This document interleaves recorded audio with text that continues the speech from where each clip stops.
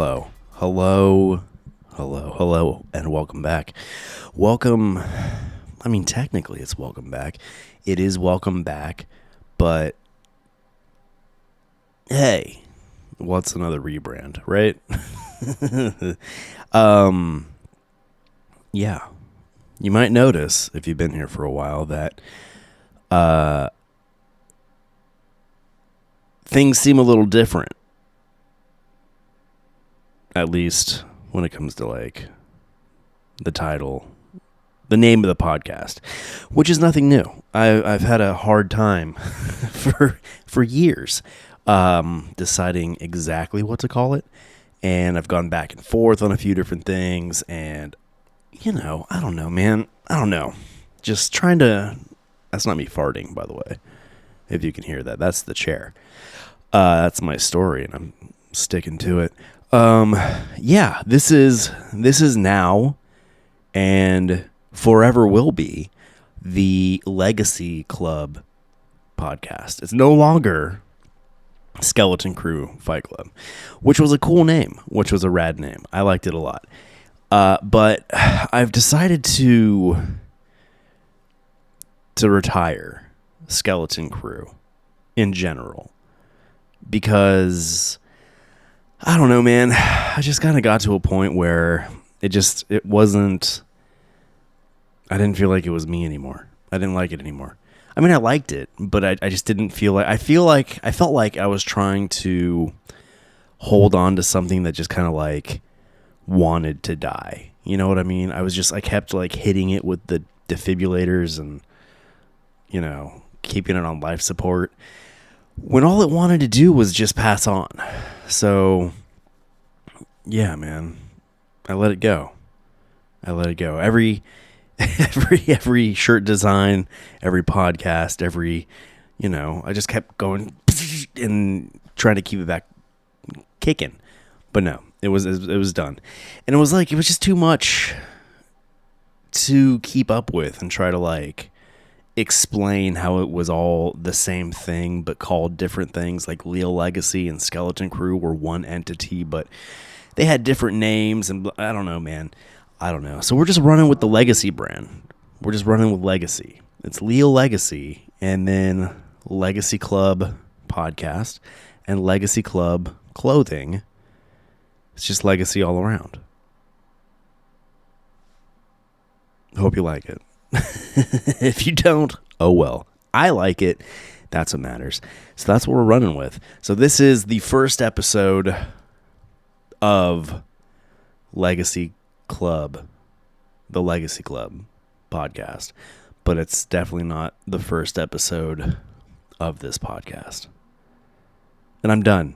I'm done being wishy-washy and like, on the rebrand trip. I bought like 4 different website domains and trying to figure out what to replace Skeleton Crew with, utilizing Legacy. And that was a waste of a lot of money. But I finally landed on Legacy Club. And for the clothing, for the store, for the Legacy store, it's Legacy Club Clo. CLO, which is an abbreviation for clothing. So Legacy Club clothing. You'll get used to it. We've retired the skull. The skull is no more. Now it is strictly the fists. That's so when you see the Legacy fists like that over Leal Legacy, that's what it is. It's putting your fists up, ready to fight, but they're cartoon gloves. And I love it. So yeah, it's just, thanks for riding with me. Thanks for, following on the ups and the downs and the ins and the outs and the, constant renaming and constant rebranding and constant just chaos.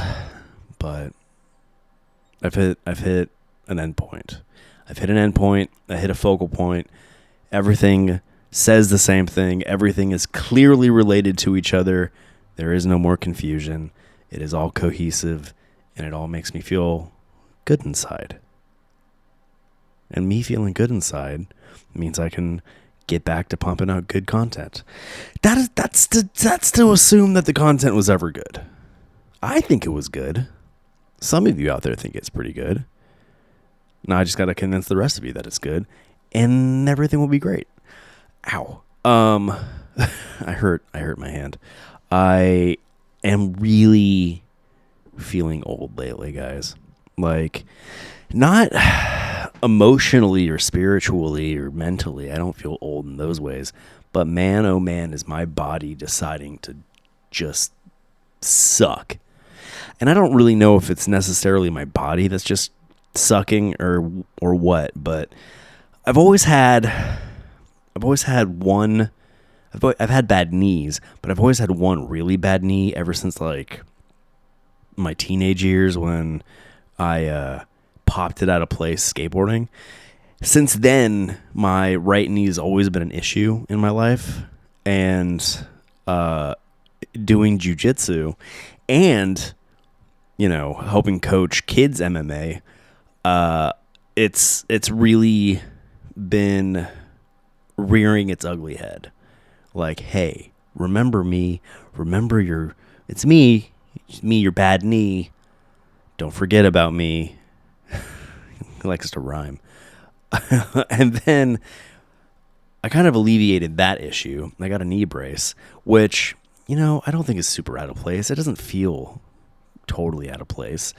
That doesn't necessarily make me feel old. That just makes me feel like I've led an active life.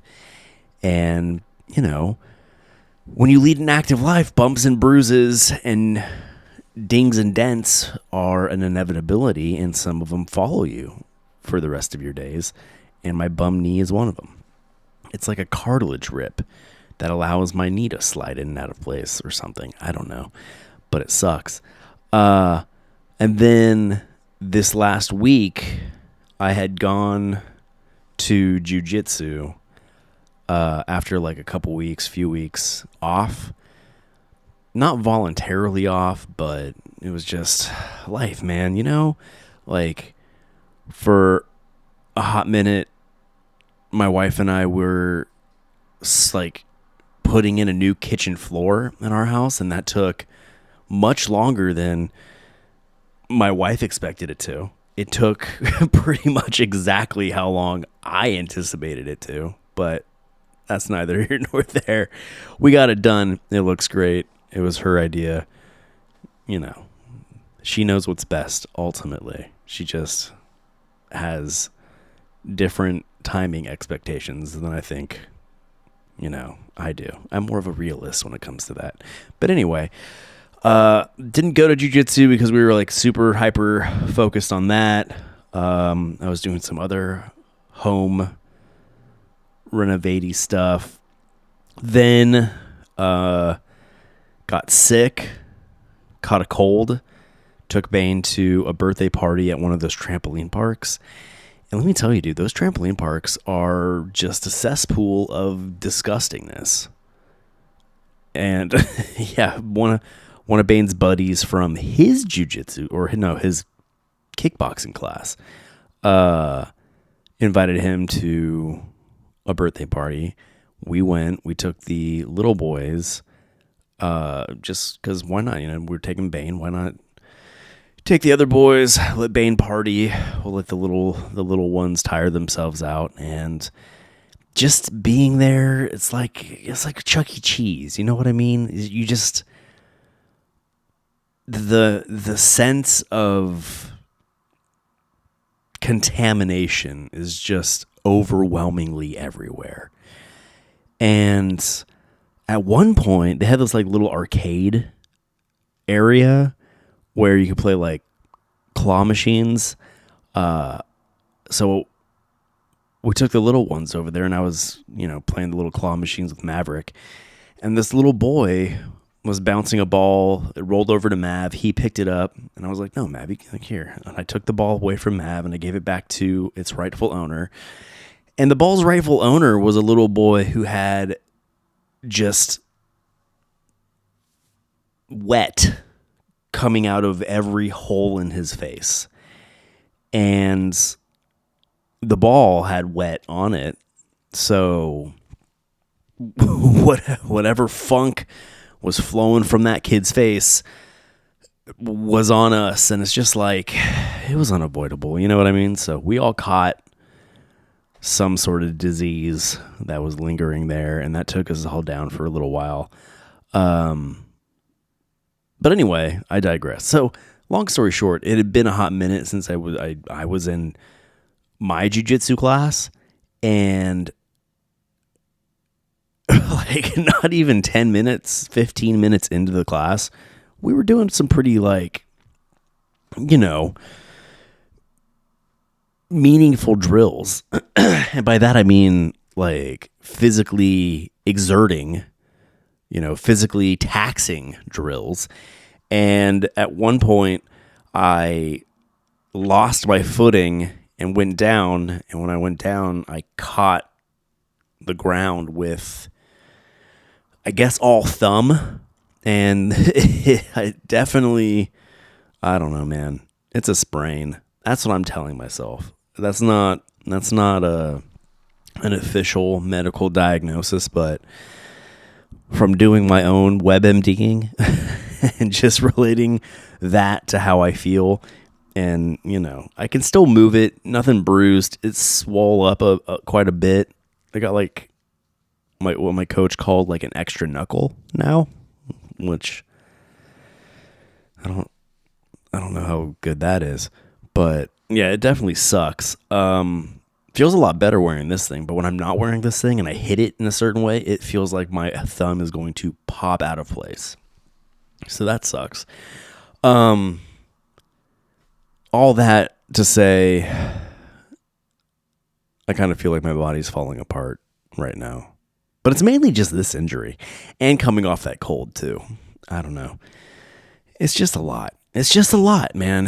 It's just quite a bit of physically taxing things happening in life. But this too shall pass. Maybe. I don't know. I'm not going to stop doing jiu-jitsu. So maybe this won't pass. Maybe. And honestly, when I think about it, the fact that I made it this far into jiu-jitsu, well, I did hurt my foot that one time, and I had to wrap that up for a while. I sprained my foot. So my bad knee being re-aggravated, and then spraining my foot, and now spraining my thumb in the span of like a little over a year. 2 new injuries and the resurface of an old injury. That's not horrible, right? In 12 months. We'll say 2.5 injuries in 12 or like 13 months, 14 months, 15 months. February, March, April, May. Yeah, 15 months. That's not bad. That's not bad. I'm glad I talked that out. I'm glad I talked myself through that. I feel about the same. A little bit better. I don't know. I gotta get back in the flow of this. It's tricky. It's exercising a muscle, and I'm having to remind myself of that this takes practice to just talk to yourself like a crazy person. Normally I keep it darker in here, but I figured that in editing it's so much easier to make things darker than it is to make things lighter, so I just kept it light up front, which I'm kind of regretting at this point. I really kind of wish this was darker. I feel like I do better in the dark, because crazy people talk to themselves in the dark. If you're a crazy person who talks to yourself in a well-lit room, that's a whole different level of crazy, really. That's highly, highly uncomfortable. A highly uncomfortable degree of crazy. It says here that my battery on my continuity camera is at 10%. But it's also charging. So I don't know necessarily how that works. But I don't know. Is it just not reading that it's charging? Should I do one of these? Did that help anything? I don't know. I don't want to fidget with it now. That's just annoying. Oh, you know what? Because it wasn't really plugged in. Hold on. Does that look cool? Well, you showed me you were charging a second ago. Oh, there it goes. Okay. Crisis averted. Crisis averted, except for this charger. And now that I'm looking at the base of the charger, I can tell that my kid has been chewing on it.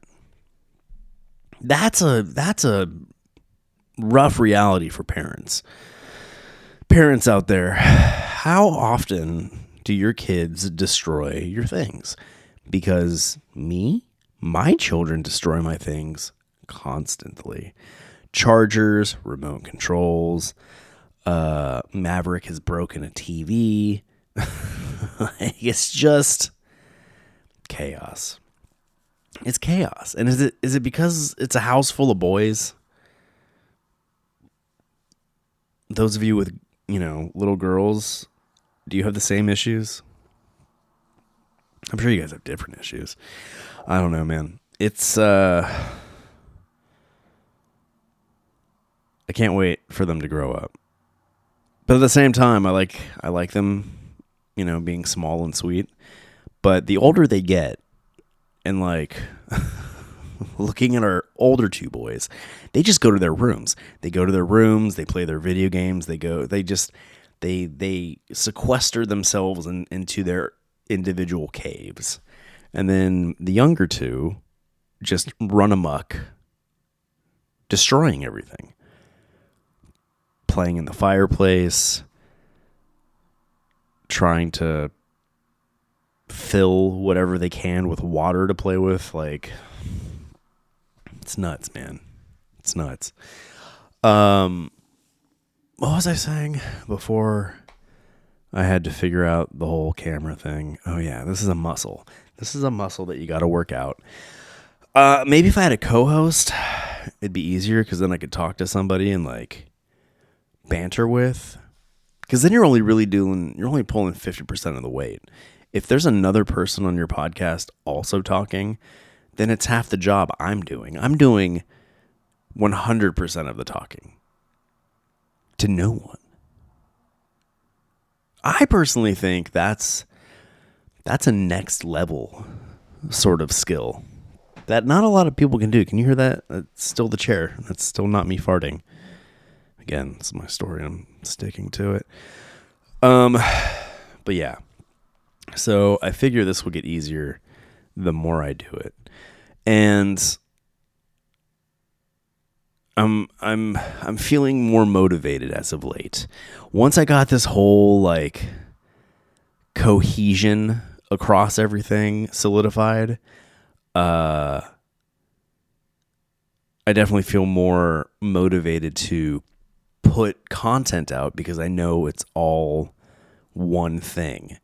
Before it was being pulled in different directions. Not really, but mentally maybe. Emotionally, psychologically being pulled in different directions. Because I had to keep this Skeleton Crue thing going. But then Leal Legacy was the YouTube and all the video stuff and the pod. But then trying to mix it together and being no, it's all the same thing. But yeah, it was trying to promote two different things that I wanted to be one thing. So I just figured, why not just make it all one thing? And since doing that, it feels better. And then I have this thing where I've had to redo my web store. I didn't have to, but my brain told me I had to. And I have to listen to my brain. So there was a point where the web store on leallegacy.com just vanished. It just disappeared. And that's when I made Skeleton Crue Fight Club, because I had to make a whole new separate site to be an independent standing web store. Built that, filled it, got some prototype ware to do photos and stuff with. And then I show my wife, like, hey, look what I designed. Look what I got printed. And she's like, oh, that's really cool. I like that a lot. Except I would get rid of this, or I would change this. And I know she just means it in a way of like, just providing input, being helpful, just offering her opinion.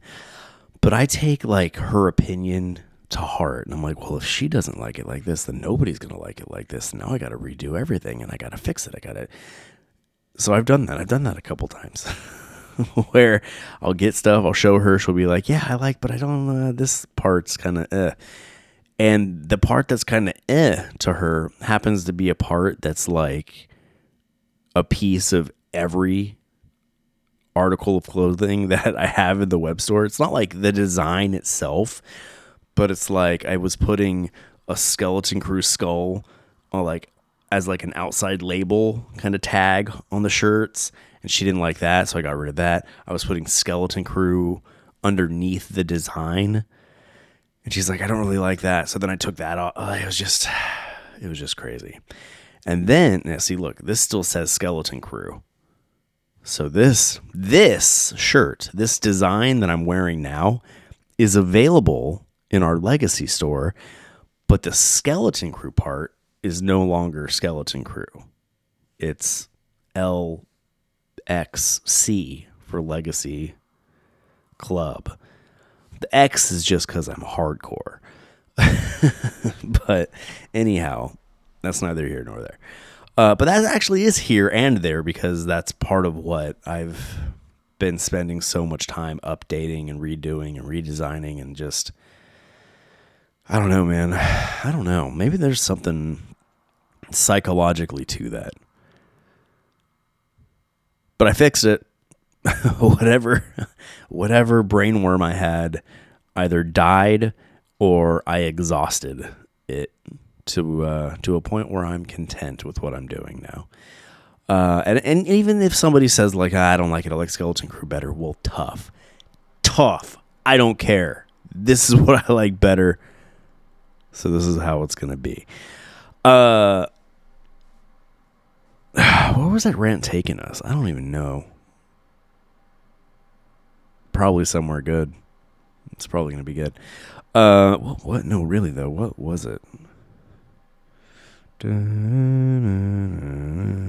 Yeah, anyway, you can go to legallegacy.com still, and then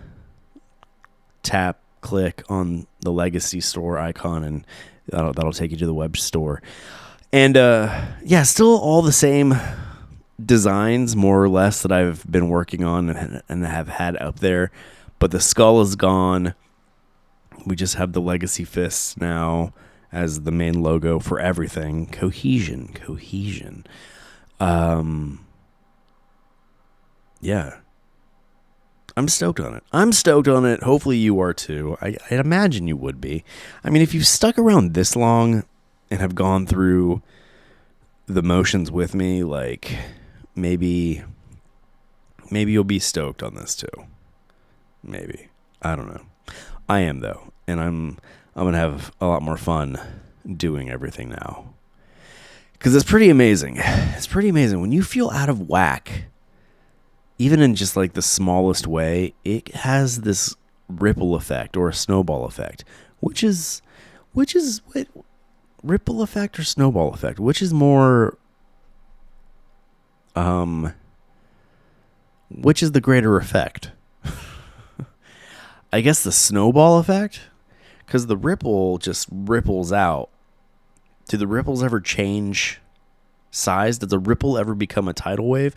Because the snowball effect, the snowball just keeps collecting until it becomes a snow boulder. I think the snowball effect is way more intimidating than the ripple effect. But anyway, yeah, so when something feels out of whack, it can snowball on itself and get to it could be a really intense roadblock to have to get over. But here we are, we're over it. My wife and I are going to be doing more stuff together, podcasty stuff, vloggy stuff, and Baney Boy is doing some stuff now. I opened the floodgate, and I do literally mean floodgate, to allow, like, I started allowing him stream his video game playing on the Leal Legacy YouTube, which was good and bad. It's good because he's really into it. He has a lot of fun doing it. He cannot stop pumping out content. Like, he just loves making videos. Well, when I'm trying to post other videos on the same channel, things get a little convoluted and kind of stacked on top of each other, and, you know, things may fall to the wayside or get, you know, just a lot of clutter. So we have launched a specific YouTube channel for Bane and his gaming. It's called Leal Legacy Gaming on YouTube. Feel free to go scope that out, give it a follow, subscribe, and watch Baney Boy play, you know, whatever video games he's playing, and listen to him talk. Like, he is, the apple doesn't fall far from the tree with that guy. Like, he is just as an aggressive talker as I am. So one day we'll be able to do this together as well, and that'll be fun. We'll just talk over each other for an hour straight. Yeah. I'm tired, man.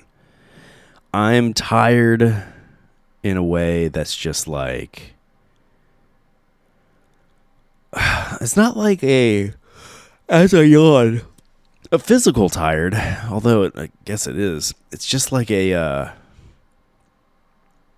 don't know, man. I don't know. It's part of the getting old too, maybe, possibly.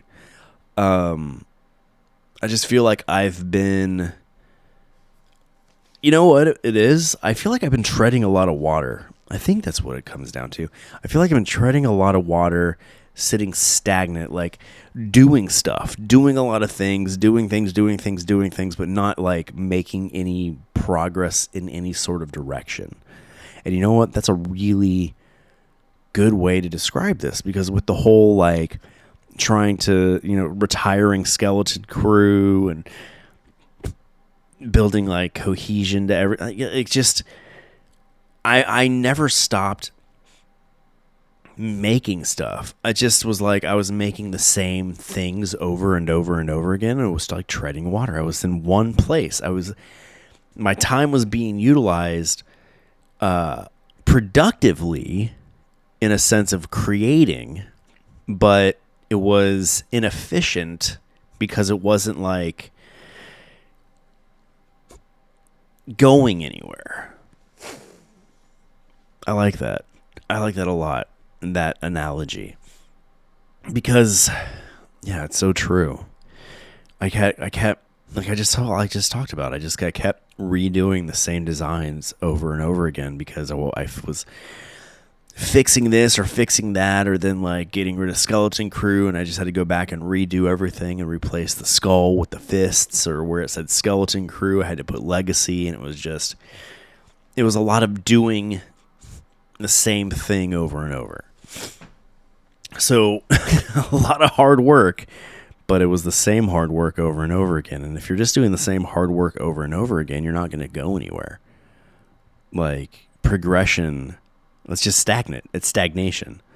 And I think getting over that hump, I'm finally like, oh man, that was a lot. That was a lot to do. Because I feel like I accomplished something.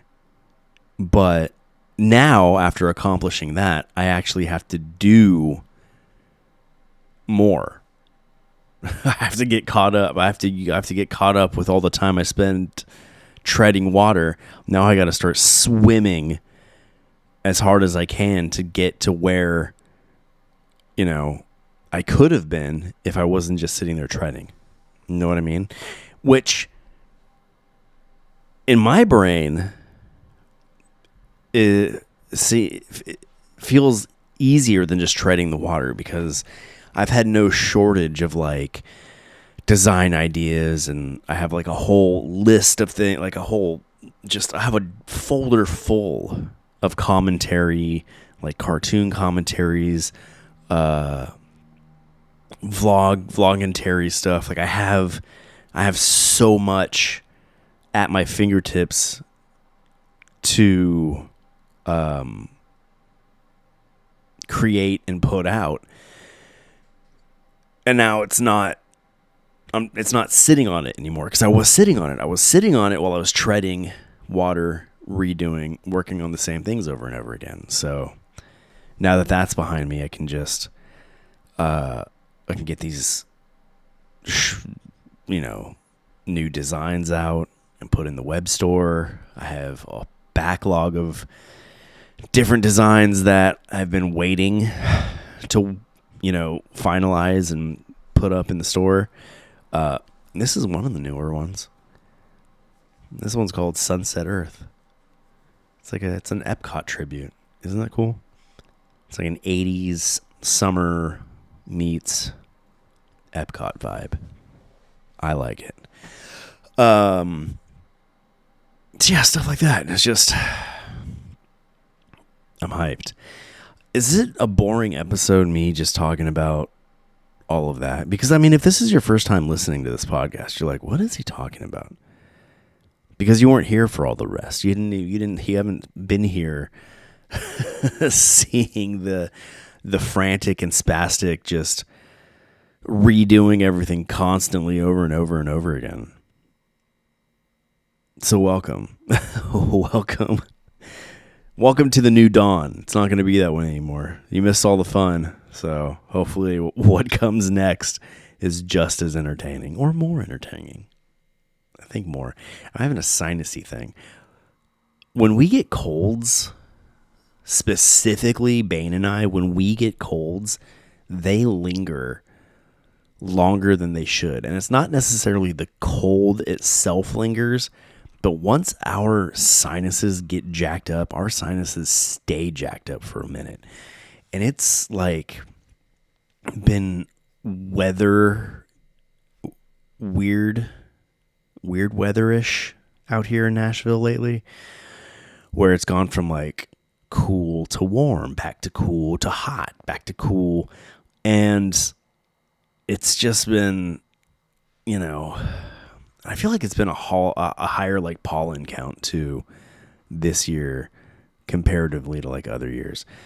Because, man, he and I have had some issues with our sinuses. And talking for prolonged periods of time aggravates it so I don't know. I'm just feeling it. I'm feeling it. So if you hear me doing like weird things like that, that's what's going on. That's what's happening. This looks like a carpal tunnel brace. Like, I feel so lame wearing this.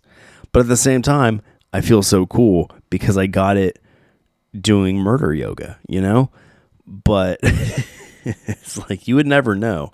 You would just look at this. You would see me walking by wearing this wrist brace thing. And I'm like, oh yeah, he sits at his desk on his computer all day. Which, kinda, but that's not why it hurts. It hurts because I fell stupidly. Like, I don't even know how I fell.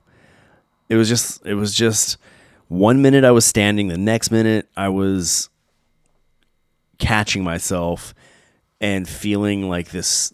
It truly felt like I dislocated my thumb. But when I was able to like move it still and stuff, I was like, well, if it was out of its socket, I wouldn't be able to be doing what I'm doing here. But holy balls, does it hurt. And then the drill we were doing like a passing drill. So I had to like control my partner's legs. And every time I touched his leg, it was like, aye. And yeah, it's whatever. It didn't stop me from going to help coach the kids class though. And I was hitting the bags at the kids class with this, which is probably a bad idea. My knuckles were kind of swollen. I don't know, man. I don't know.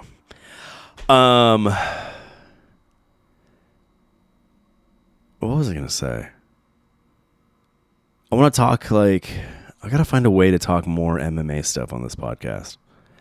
It's so difficult though, because I kind of if you've listened to the other episodes, I like to keep podcasts pretty evergreen, wherein I don't necessarily talk about much that's happening in the moment, because if you listen to it 6 months later, I want it to feel like, oh, okay, everything he's saying is still, I can't really tell when this was recorded by what he's saying. But at the same time, it's kind of but I don't know. I have a lot to say about things that are going on right now. And something that is going on right now, and it has nothing to do with MMA. Maybe I'll get back to MMA stuff in a minute, but I want to say, so it's a unique fandom that I have, and I guess for those of you who consistently listen, I presume you share some of the fandoms that I do. And it's a unique mix. It's I love martial arts. I love Disney. And you don't necessarily always find the Disney adult, which the more and more I hear people use the term Disney adult in a derogatory way, I just want to be I could hurt you. What are you saying? Disney adults have problems. And it's no, man. I just like fun things, and I find that fun. Why am I defending myself to you? You're the person that's had all the fun sucked out of your soul. Anyway, hey, yeah, so we're coming up on the debut, the reopening, the grand reopening of what was once Splash Mountain, but is now Tiana's Bayou Adventure. And you could go back in the archive and find where I spoke very adamantly against the idea of redesigning Splash Mountain. And I'm still just kind of did it? I don't know, man. I liked Splash Mountain. I was more angry about the absurd accusation that Splash Mountain was somehow racist, and that's why it had to be redesigned, and that just rhetoric that everybody just kept running their mouth about, because it's just man,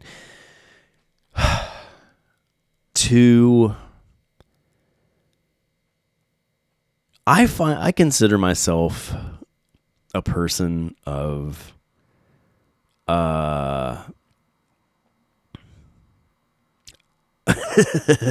think I'm smarter than most people. I feel like I'm smarter than most people. I don't necessarily I don't just think that I am. I truly feel that I am. And I feel that way because I take the time to look into things. I take the time to learn about things. I want to discover things. I want to collect. I'm all the information I can. I'm like the leader, Brainiac or something. I just want to suck in all the knowledge I can from every different standpoint there is. And I, unlike most, I feel, have taken the time to watch Song of the South and really take in exactly what's going on in that film, and then look into the history of it. And yeah, the history of the time period the film takes place in was an era where slavery was prominent in the United States. Now, that's just history. That's just an acknowledgement of a period of time. You know what I mean? That doesn't inherently make the content itself racist, because it acknowledges what reality was in that era. It's not a glorification of slavery. It's not even at the forefront necessarily of any of the story. And when it comes down to it, the film was from 1946, I want to say, and even in the 40s, there were segregation issues, and there was rampant racism in that time as well. And to put out a movie where the main character and hero of the story is an African American, to me, seems pretty groundbreaking. Like, that's a huge statement to make in a time steeped in racial inequality. It's like, okay, we're going to take a person who in this social landscape you wouldn't expect to be the wisest character, the kindest character, the hero of this whole story. So I hold a very different opinion of Song of the South, and I think it's actually an anti-racist movie. But for folks out there who don't take the time or the care to look into things as much as I do, they're going to hear that and go, no, it's a racist movie because of slavery. And it's just like, but you're just parroting and regurgitating what you've heard other people say. You haven't taken the time to look into it yourself. You haven't watched the movie. You haven't held any sort of like, there's no critical thinking behind you at all. And that bugs me. So anyway, I was very bothered. That everyone was like, yeah, it's about time. Song of the South is racist. Splash Mountain's due for a rebrand and blah, blah, blah, blah, blah. And it's just like, okay, not really. I really like Zippity Doodah, and I'm really bummed out that song is probably going to be gone. I mean, who doesn't like that song? That's one of the quintessential Disney songs. Zippity Doodah, Zippity Yay. My, oh my, what a wonderful. And just, I don't know, Splash Mountain has always been there for me. Like going to Disneyland, even when I started going to Magic Kingdom with my wife, Splash Mountain was a staple in the way that it used to be. Okay, so I was very outspoken about how I thought it was really dumb to redesign it into a Princess and the Frog ride. And just saying that, people would be like, oh, that's just because you're racist. You don't think a black princess should have any sort of representation in the park. It's like, no, dude. I just think make something else.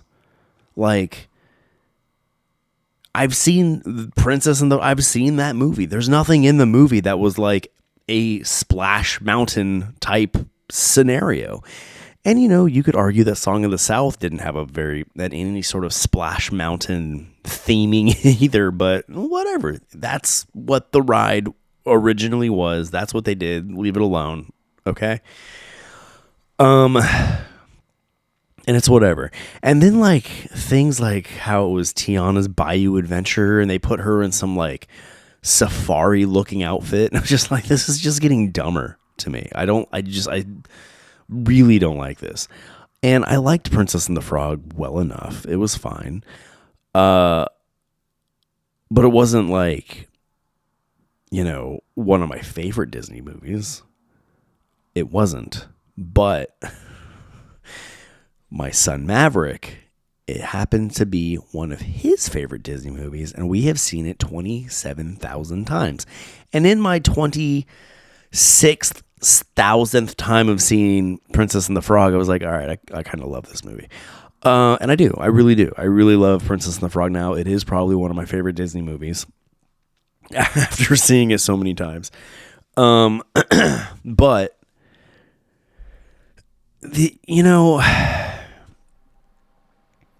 I was always saying, just if you want to be true to the film, just give Tiana a restaurant in the park, because the whole concept of the whole movie was her goal in opening her own restaurant. And it really just seemed appropriate to me to stick to the theme of the film and give her her own restaurant in the parks. She didn't need a ride.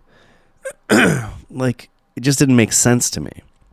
And you know what? It still doesn't necessarily make like the most sense to me, but I am now far more excited about the ride than I once was. I don't feel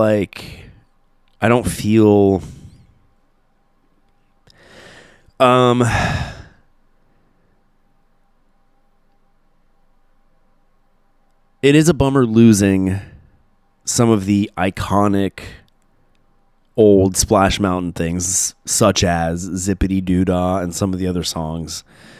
But the closer we get to the opening of Tiana's Bayou Adventure, it's still a critter ride, because they've released, they've released a lot of like the imagery. They've shown how like some of the animatronics work. The way I need some water. Hold on. Oh, from a Disney Starbucks cup. Look at that.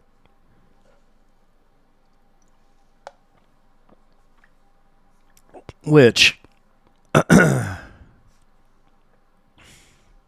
anyway, interesting.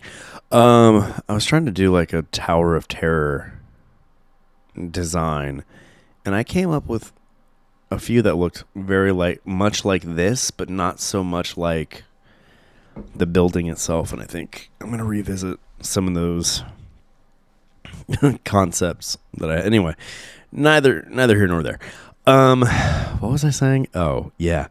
They're doing a really good job with the update.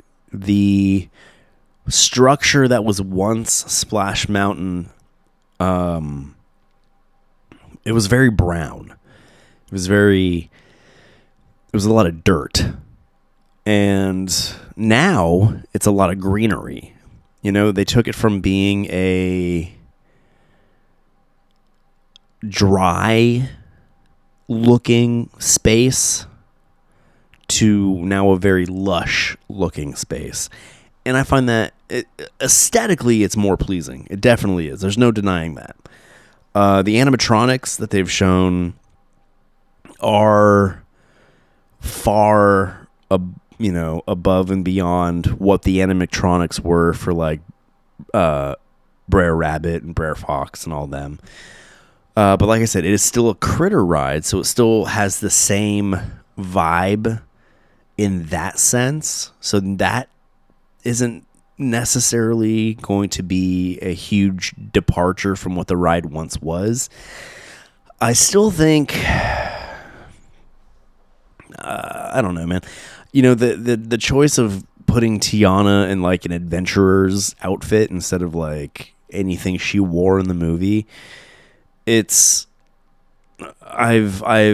rationalized myself into being okay with that too. It's like she's going back to the swamp after her story has been told, and she's not going to return to the swamp to visit her critter friends in like that any dress or anything like that. She's going to wear something suitable to go venturing into the Louisiana swamps.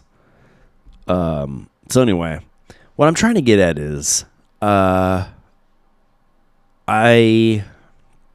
somewhat retract my previous statements of, how lame this is going to be, because the closer we get, the more stoked I am. And yeah, I think it's going to be great. I'm curious to hear what the music is. If they throw a curveball and they keep Zippity Doodah in there, like a tribute to what once was, then, that'll be an epic win. I don't know. I don't think they're going to do that because Zippity Doodah is very much a song from the movie Song of the South, but I don't know, man. Who knows? Who knows? But yeah, I just wanted to clear that up because I felt like it needed to be done. I don't want to be, talking. I don't want to be super hyped on the opening of Tiana's Bayou adventure, and then people go like, "Hey, remember how much smack you were talking about it before?" Yeah, I acknowledge my smack talk from before, and I am repositioning myself in a place of excitement, and I provided the rationale. Okay, so this isn't bandwagon jumping. Like I've put some thoughts and care into this, and my wife and I have talked it over and debated back and forth, and yeah, my transition from disappointment to excitement has not come willy-nilly. Marry the right person, by the way. I definitely did. Because there aren't many people who are as diehard Disney fan as I am out there, and if they are, I don't know. I haven't come across them aside from my own relatives and stuff like that. But I couldn't imagine being married to somebody who didn't share this affinity for going to the parks and the movies and just all things Disney. Because it's it's the way she and I are fans. It's like an all or nothing kind of fandom. So we do have very in-depth and serious talks about what's going on at the parks, what kind of updates are they making. Can I say something? Now I want to say something I have been disappointed by. And we've seen this movie a couple of times, but the kids have lost interest in it. I was put off by the concept of the movie out the gate. I had zero interest in seeing the movie up until, when it was released on Disney Plus and we eventually watched it. Wish. Wish is fine. It's fine like The Rescuers is fine, or it's fine at Fox and the Hound is fine. You know what I mean? It's not a hit. It just isn't.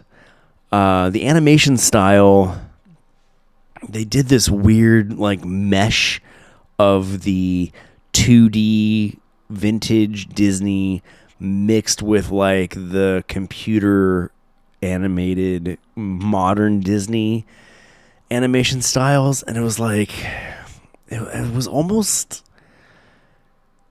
I don't know, it just felt weird. It was kind of watching a video game, but I don't know, it just aesthetically was not pleasing. But I've been able to get through aesthetically not pleasing animation styles before, i.e. the Clone Wars. So I'm not, I'm no stranger to choking down something that's hard to look at to get a good story. But this wasn't that. And the story of Wish itself wasn't what I had issue with. What I had issue with was the underlined story behind the theme of the film.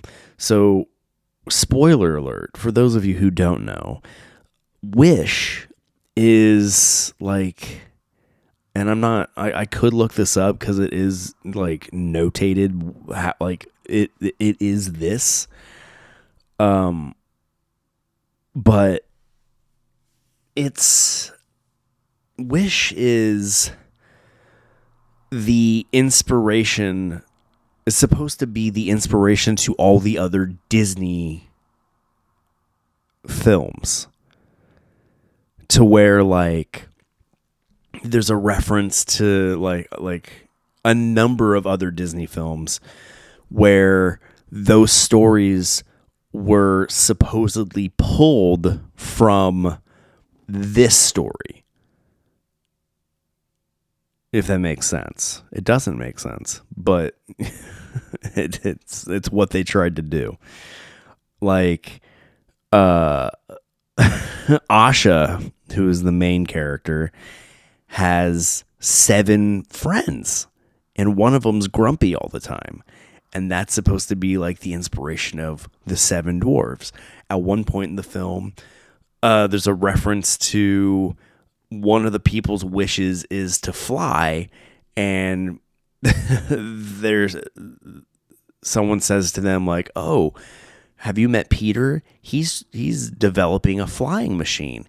And that Peter is dressed exactly like Peter Pan. And then Asha gets her gets like a magic wand, which is the magic wand from Cinderella, and she also gets a blue cloak like the fairy godmother from Cinderella has. And they even call her, "Oh, you're like a fairy godmother." And she's supposed to be the inspiration of the fairy godmother from Cinderella. And then her grandfather, his wish was to like write an iconic song, or write music for like the masses would love. And the credits scene of him is him plucking on his little mandolin or so, whatever it is. It's the melody of When You Wish Upon a Star. So now it's like alluding to he came up with the song When You Wish Upon a Star. And it's just like, why did you guys do that?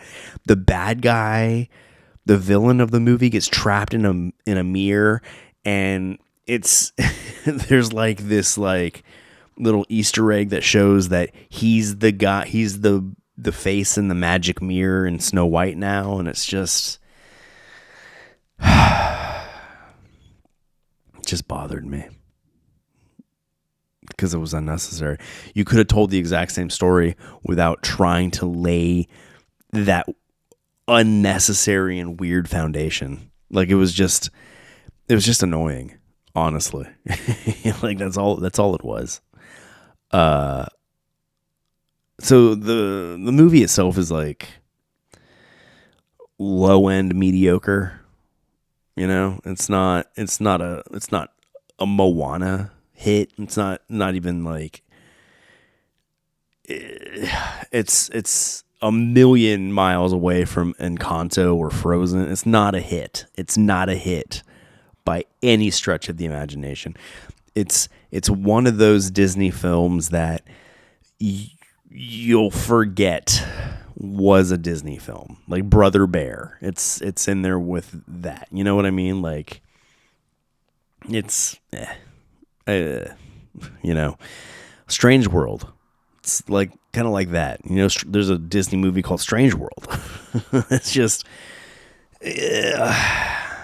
it's not what you could tell. You could tell it wasn't okay. It's not what you could tell. Let's see. How do I want to say this? They wanted it to be something that it's definitely not. There.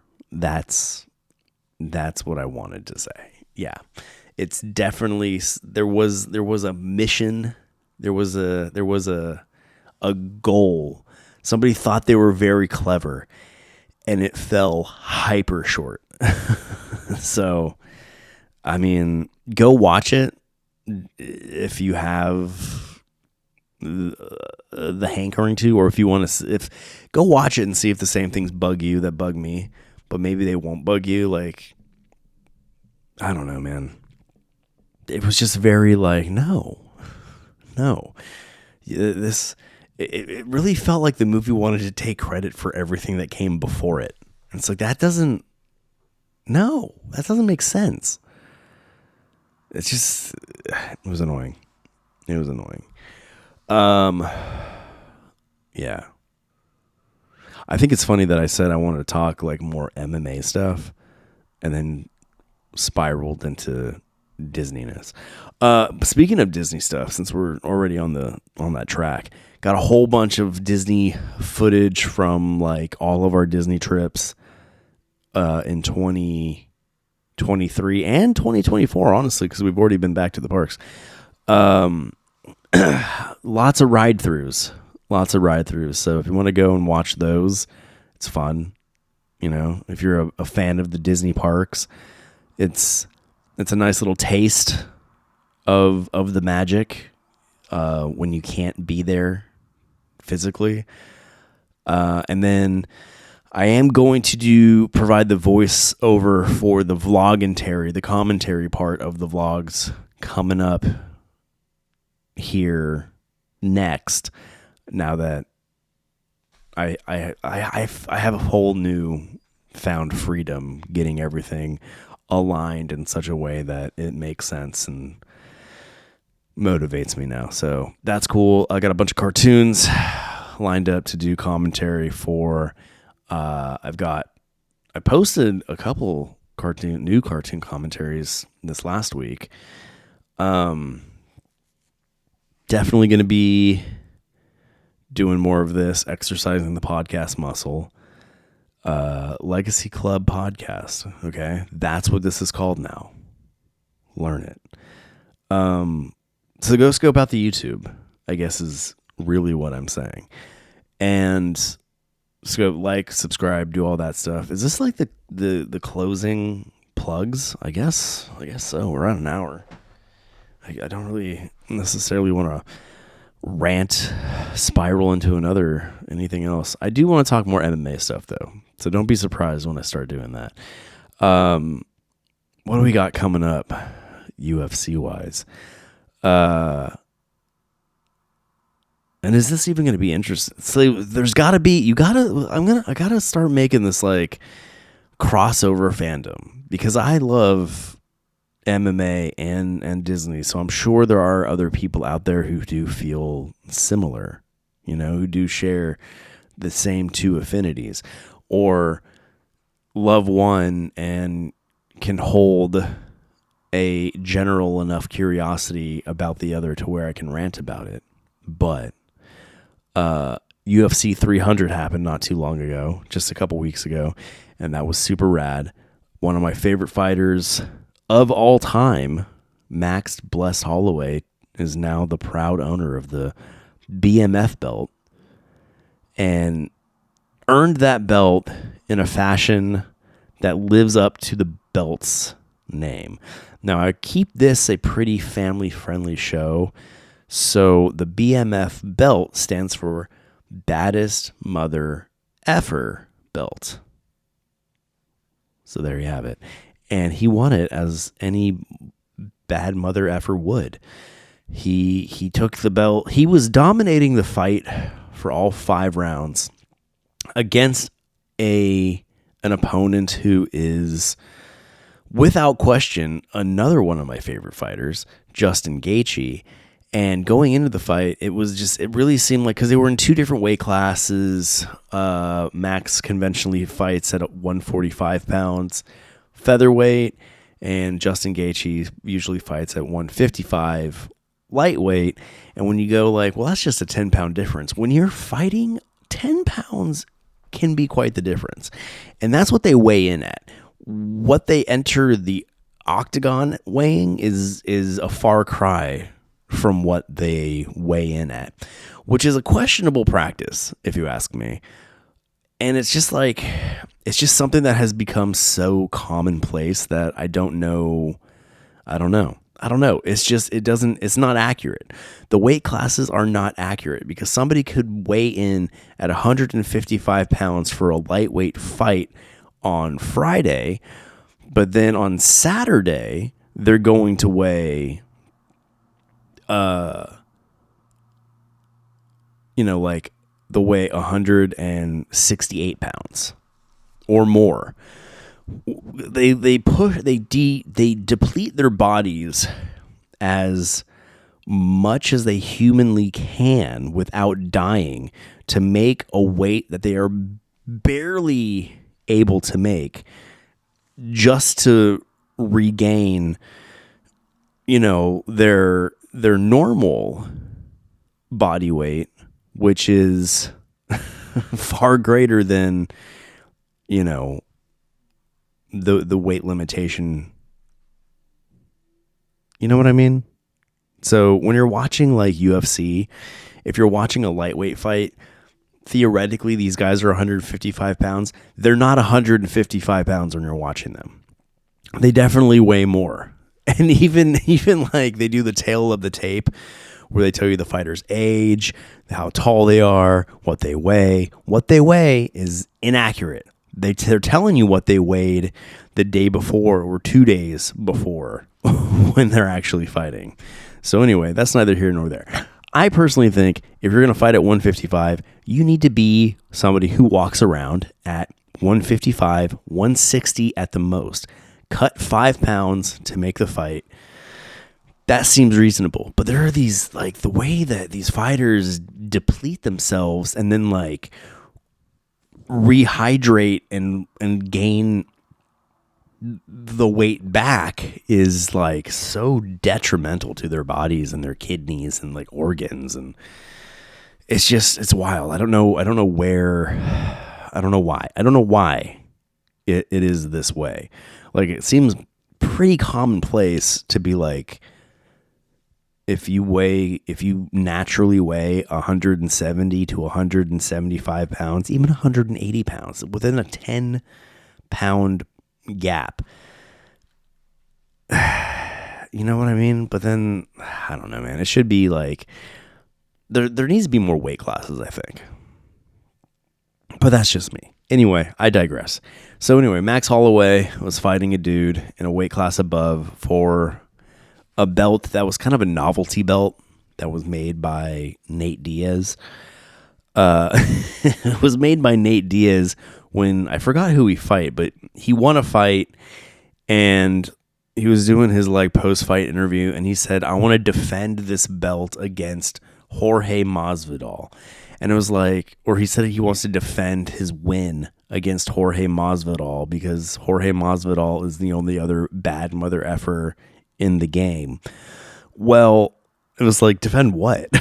What are you defending? So the UFC concocted a belt strictly for bad mother effers. And voila, the BMF belt was made.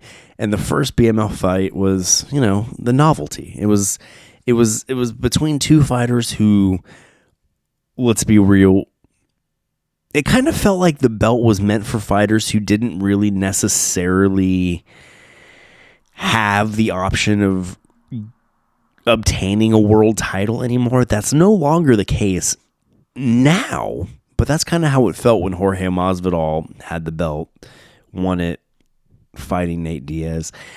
Then the belt was never defended until now, until recently. So Jorge Masvidal retired, being the BMF champion, and then, they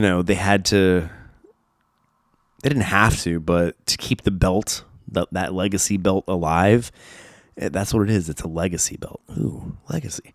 To keep that legacy belt alive, they took two dudes from the lightweight division, Dustin Poirier and Justin Gaethje, to a couple of the most phenomenal, most toughest fighters in that ever. And they've both had runs at the champion, the world title, and both didn't quite make it. And I don't know, it was just kind of like an honorary thing. Like, these guys deserve world titles. It just so happens that they didn't win the fight to get the world title belt. So here's an opportunity for them to win a belt that's, it's an acknowledgement of their their tenacity and their fighting drive, and they're just like they're just badness. And it was cool. It was cool to see like two really deserving like legacy badasses be able to fight for a legacy belt, some bragging rights. So in that fight, Justin Gaethje beat Dustin Poirier, head kick knockout, and he became the new BMF champion. And that gave some credence to this nonsense belt, and it became like okay, now like it's at least being held by somebody who could back it up. And the first time this belt was defended was, so Justin Gaethje is the second person to ever hold the belt. He's the first person to defend the belt against Max Holloway, because prior, like, Jorge Masvidal retired as the champion, so he never defended it against anybody. So going in, even I'm a big fan of both of those fighters, and I really, really thought that Justin Gaethje, just being like the dog he is, was going to smash Max Holloway, and not smash him in like any sort of like effortless form, but I definitely thought that his power was just like a degree above Max Holloway's. That's not saying that his skill, that's not to say he was a better fighter. I just thought maybe he just had a little more power to him. And man, defying all the odds, Max Holloway went in there, and I still think Justin Gaethje may have the upper hand when it comes to just like power, just sheer power, but the fight IQ and the technicality, like the technical skills of Max Holloway, really won him that day. Like he won.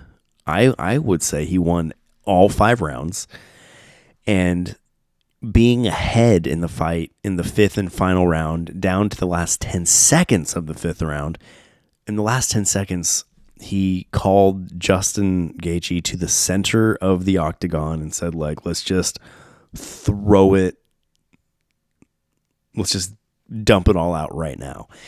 And for those last 10 seconds, they both just threw everything they had, threw their fists at each other. And with 1 second left, like, Max Holloway could have just danced around those last 10 seconds and won the belt by decision. But no, he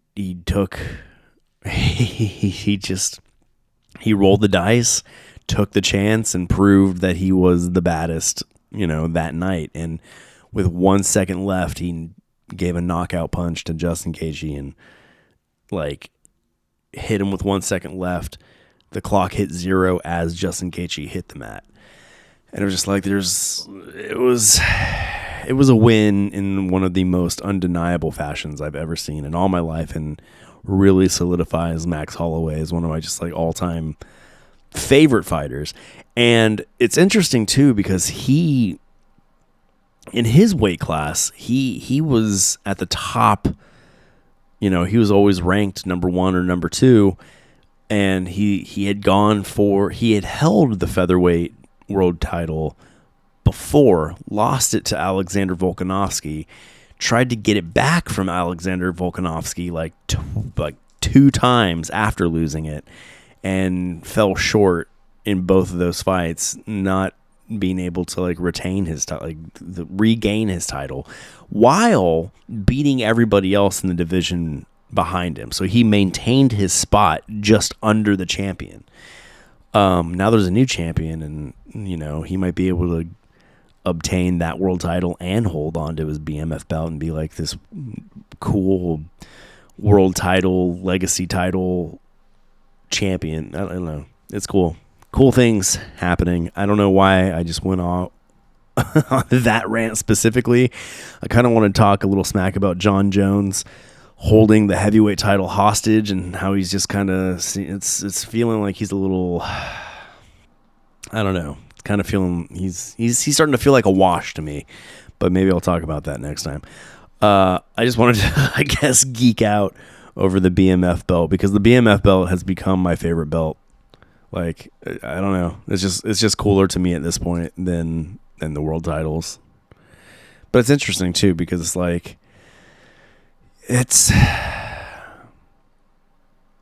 like Max Holloway's never going to defend the BMF belt against like a light heavyweight. You know what I mean? Somebody who fights in the 205 pound division. So it's interesting in that way that it's open to everybody, but it can only be challenged for within, I don't know, certain weight parameters. I don't know. It's interesting. It's going to be fun to see where that belt goes, but yeah, I guess I just wanted to geek out over Max Holloway for a little bit.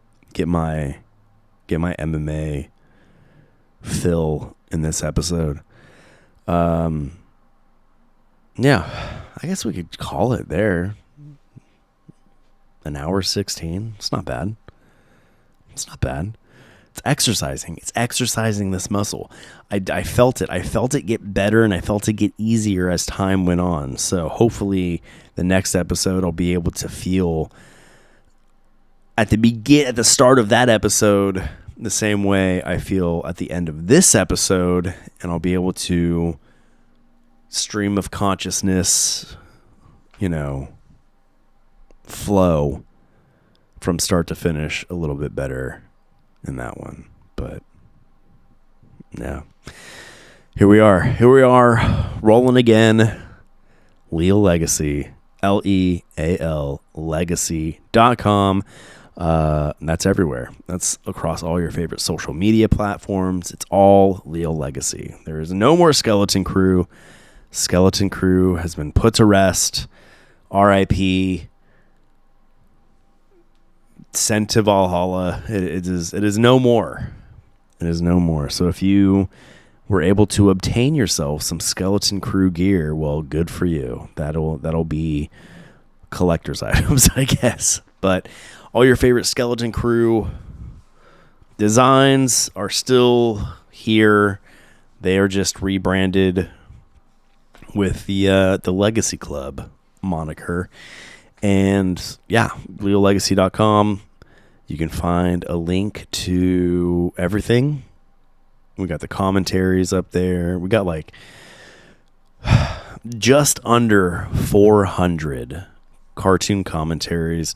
Got 3 Disney movie commentaries, a bunch of other podcast episodes that are laced in there. It might take a little digging to find certain ones, but I'm going to make it a little easier to find everything.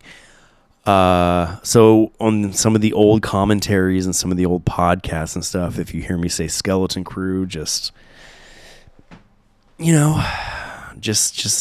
it and go, oh yeah, way back when. That's not a thing anymore. It'll always be a part of the Leal Legacy.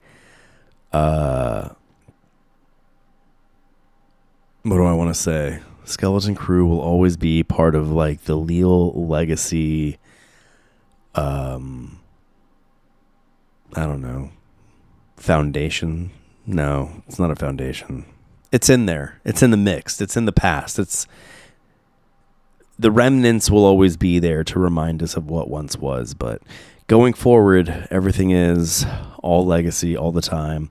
You can find the link from leallegacy.com to our Legacy store, which is Legacy Club Clo, CLO for clothing, Legacy Club Clothing.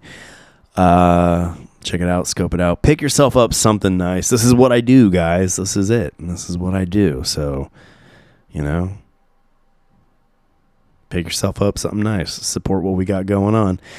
Check out Leal Legacy Gaming YouTube if you want to watch Baney Boy, I don't know, play Fortnite or Five Nights at Freddy's or Lego games or whatever. I don't know. He plays all the time.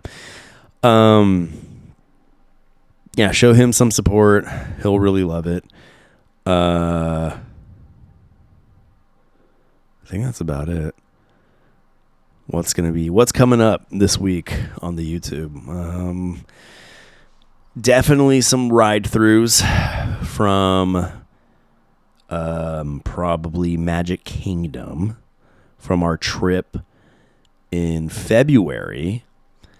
And most recently, we've put up a bunch of ride-throughs from Epcot from this same trip back in February.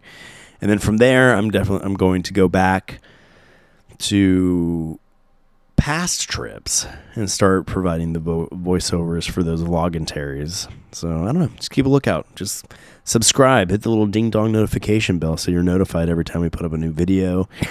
Try to put up something new daily on the YouTube. Trying to get better at doing the shorts, and the same goes for Leal Legacy on social media. Now that it's just Leal Legacy, I don't have to worry about Skeleton Crew. I'm not juggling between two different social media pages across all the platforms. Yeah, it's a one-stop shop for everything. So check it out, scope it out, provide some feedback. I want to hear from you. I will always respond to whatever feedback we receive. If you leave a comment on YouTube, I literally answer every single comment on YouTube, because I don't know. I feel like if you're taking the time to say something nice, I'm going to say something. I'm going to reply in kind, not in kind, but in kind. I'll reflect. You're approaching me. But yeah, fun stuff coming up. It's a whole new world. Get stoked. I'm stoked, and I will see you next time right here. And as always, thanks for being a friend. Telling a friend. It's the best way to show your support in a non-financial manner. Spread the word. All right, I'm out of here. Take it easy. Goodbye.